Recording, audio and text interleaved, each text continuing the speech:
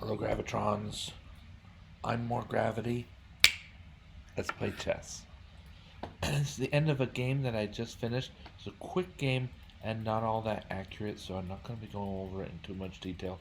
Both sides made, by computer decision, quite a few mistakes, and then I capitalized on a mating opportunity. So we'll leave that be how that is. We then now we're going to play some game in 3 minutes per side.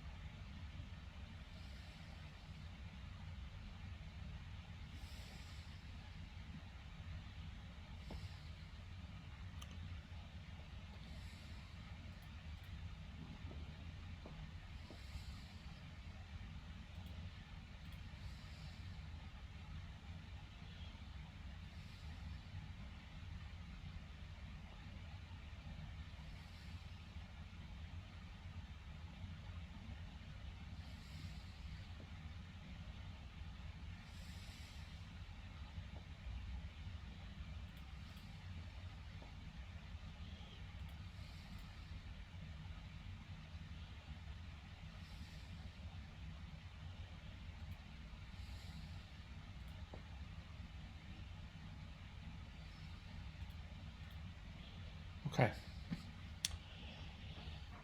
let's review this game.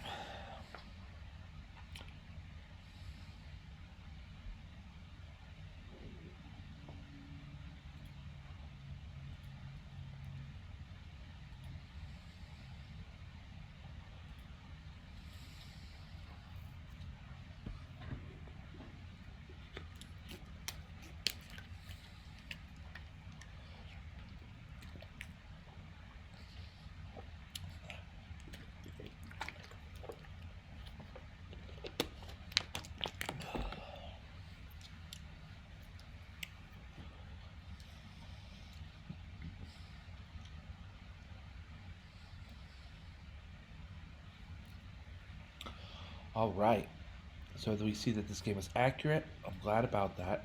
It's accurate enough anyway. And let's start from the beginning. and central pawn moves. Knight c3 development. I get my pawn to c5 ahead of my knight. Responding to the threat. Bishop is here to renew the threat. Bishop takes c6, and then probably b takes c6, and then the pawn on e5 is captured.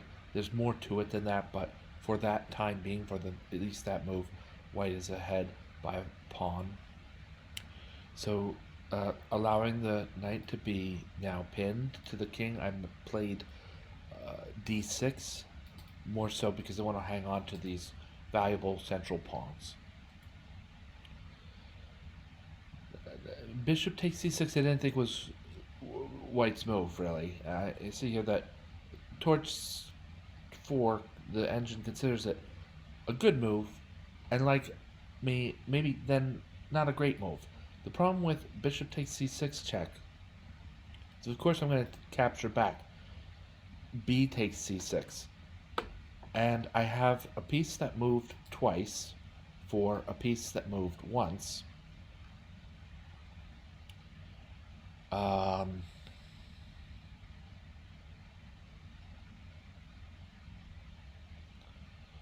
and these doubled pawns on the c file are not that bad. That the main thing, these doubled pawns are not that bad. The c pawn is controlling d5, or at least helping to control d5, and b5, which keeps white's knight on c3 away. This is not a bad doubling. This is actually a little bit better for black than normal. Over time, we start trading pieces, then maybe it becomes a weakness. But for right now, controlling d5 is a very awesome boon in black's favor. Castle's kingside, I would. And then applying some pressure to the f3 knight with this pin. It might not be the move towards 4 legs right now. I'd say I like it. Let's see why, because of the rest of the game and how this pin is central to black's strategy and what emerges as an early kingside attack against white's castled king. On the kingside, yeah, okay. Pawn to d3. We play queen to d7. Again, I'm going to say Torch doesn't realize the value of queen to d7. Even in the face of, h3, then bishop captures on h3. G takes h3. Queen takes h3. And we don't get enough material for the lost bishop. But man, is this queen restricting white's king, and strongly so. Okay, so there's going to be a very strong kingside attack after that. I'll stand by queen to d7 here, even in the face of the lukewarm approval by Torch 4. Pawn to f5. Yeah, this is the way to do this. The other moves are bishop e7 is fine. That wouldn't be so bad, but knight f6 kind of calls it in terms of a natural move, but then you want this f-pawn kind of like over on the king side is going to cause all kinds of trouble there. So in light of that, pawn to f5. Queen e3, it doesn't look like a horrible game-ending move. My opponent didn't lose a clear bishop or anything, but it's, I understand we can't get there. We can't get to e3 from d1 directly, but I just because of the answer, the retort or the response, pawn to f4, it restricts white's queen from any kind of defense of and around her king. It takes another move to usually probably move back to where she was already. So it's a waste of initiative. 2 tempos of initiative. And I feel good about black in this position. And the evaluation bar agrees that black is doing better, but to the tune of about a pawn and a half. Bishop to e7. Bishop to d2. Again, being a little bit critical of Torch 4 here. Bishop to e2 with the markings of an inaccurate move. Where else is kind of the question. Where else? Could Andrew Ryan build Rapture? A little Bioshock joke there. But where else for this bishop to move? Do you see any other move on the board that really seems like it's the move to make? So instead, bishop d2, and it's criticized anyway. That's fine. There's nothing wrong with that. Just from defending my game back in Bioshock or back in Rapture, defending my opponent. There aren't many other moves on the board which really call to white there. So I think that mostly speaks to the strength of black's move before it, f4. h5. Just as good. This takes guts. Because now we're almost saying, well, what do we're almost inviting white to play pawn to h3. I'm going to switch to the analysis view because I think the computer won't like uh, bishop takes h3 if after a pawn takes h3. Look down here, bishop takes pawn to h3, and then supposedly what black should play knight f6. Oh, no, wait.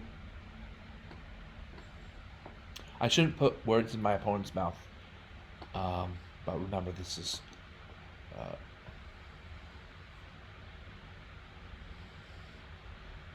h5. I thought kind of beckons h3. Let's take a look.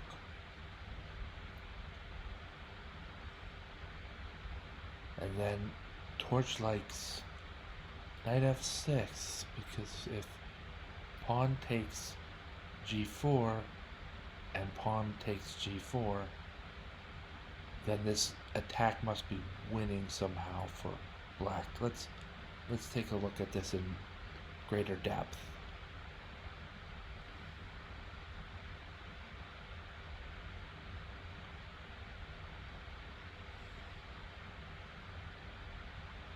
And I gave white 2 moves there, so instead of that, I mean, I'm sure that the best, this is the best move, okay? Bishop takes f3, and it's a game, right? But I really am also curious about bishop takes h3. It's a bit of an inaccuracy, but not a total blunder, and we end up with a board here that shows that white's king is probably defensible, but it's not an easy hold. Okay, I can deal with that. So I'll need to know that. And I want to mark this like this with bishop takes f3. He's going to take back with the queen, and in this position we're almost certainly just playing knight f6, and it's a different game. It's a different game. Okay, but my opponent played knight to a4. I'm critical of this move.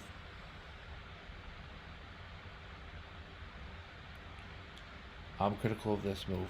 The knight doesn't have any good follow-up, so it's wasting. It loses a tempo of initiative, which white's gonna need to face this strong kingside attack here. Black is building a very strong kingside attack. Few things go into this, just that there's a pawn, a bishop, another bishop, a queen, and a rook that can sort of already be considered, and a pawn that can already be considered part of this kingside attack against white's castled king. That's a huge part of it. The other huge part of it is white's defense is cut off. Right?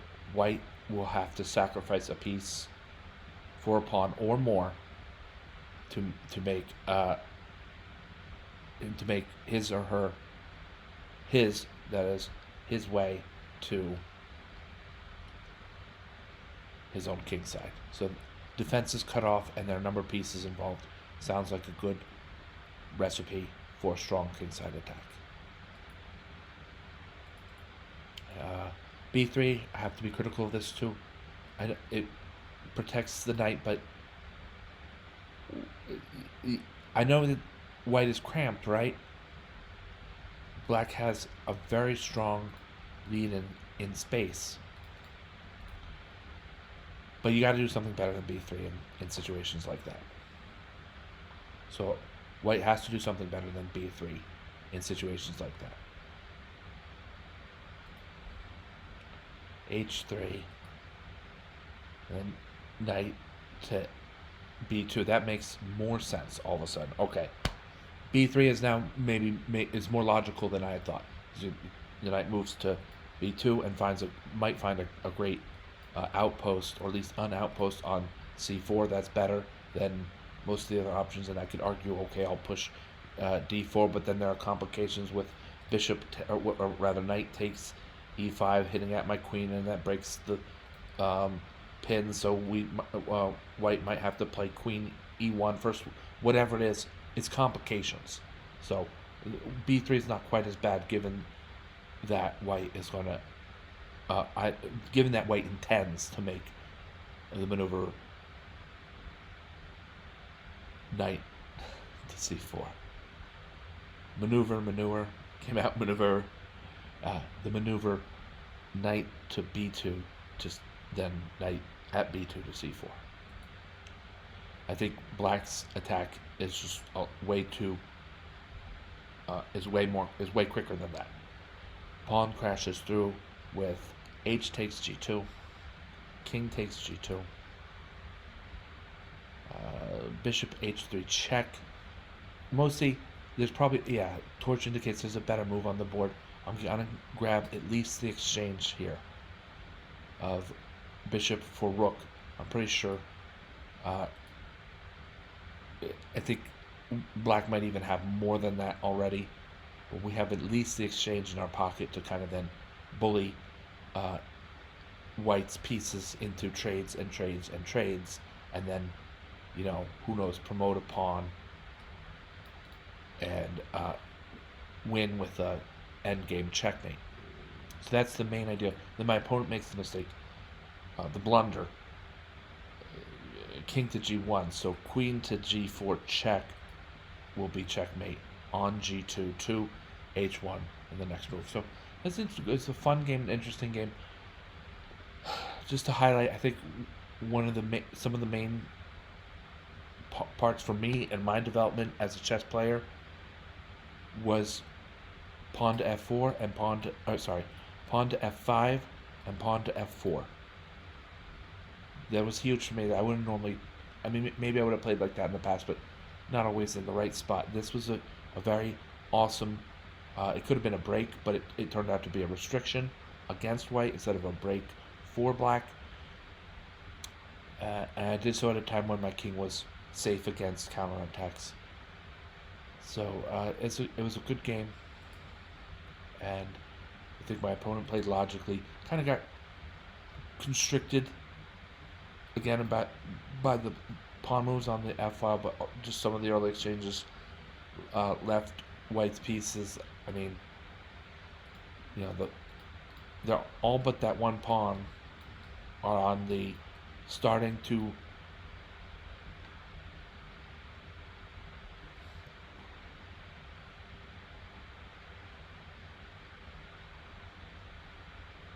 ranks,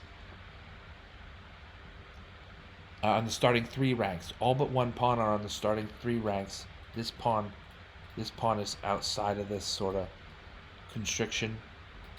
And you compare that to black. Black has 1, 2, 3, 4, 5 pawns or pieces beyond